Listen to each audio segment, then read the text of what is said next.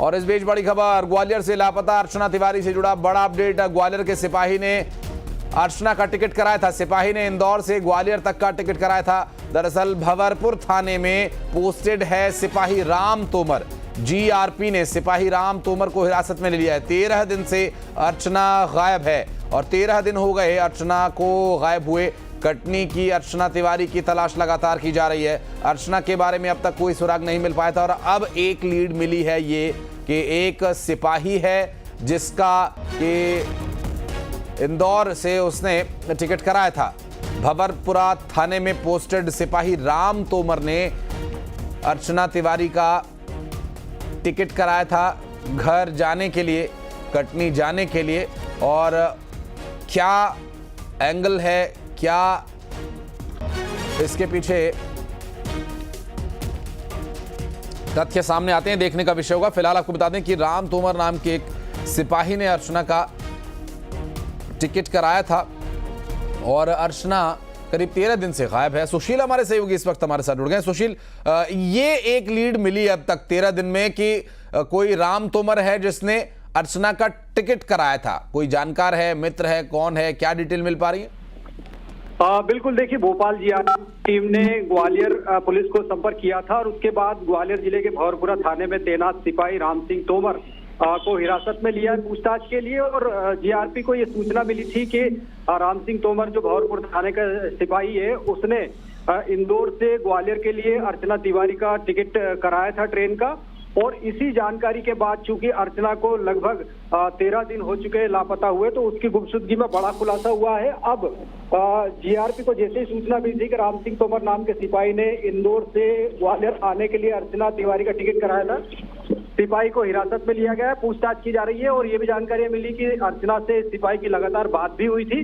तो इनका क्या लिंकअप है और अर्चना तिवारी की गुमशुदगी में आखिरकार इस सिपाही राम तोमर का क्या भूमिका रही है। हालांकि जो सूत्रों ने बताया उसके मुताबिक सिपाही ने जीआरपी को पूछताछ में बताया कि अर्चना तिवारी का टिकट जरूर कराया था लेकिन उसने यात्रा नहीं की थी।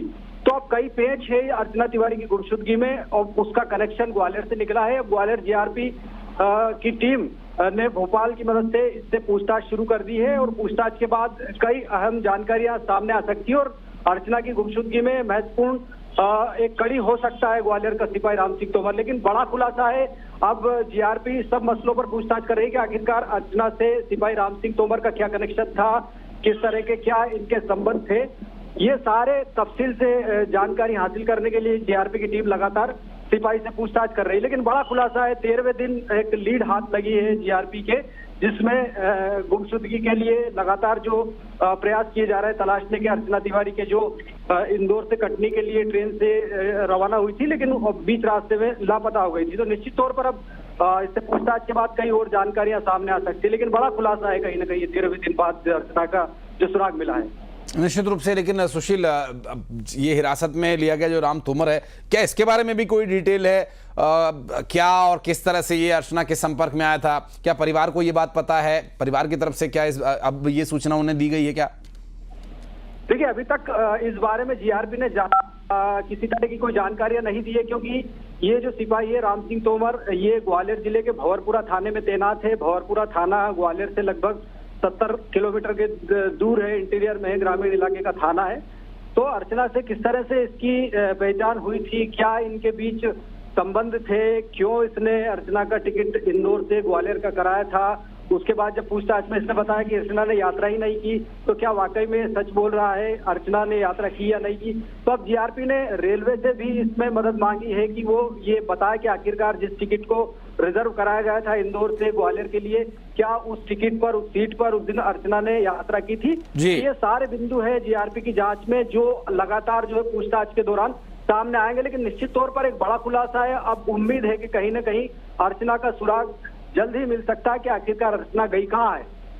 स्वाभाविक है। अब आप देखिएगा, आप इस पूरे मामले में जो भी अपडेट होगा जानकारी लेने के लिए फिर लौटेंगे आपके पास। बहुत शुक्रिया सुशील।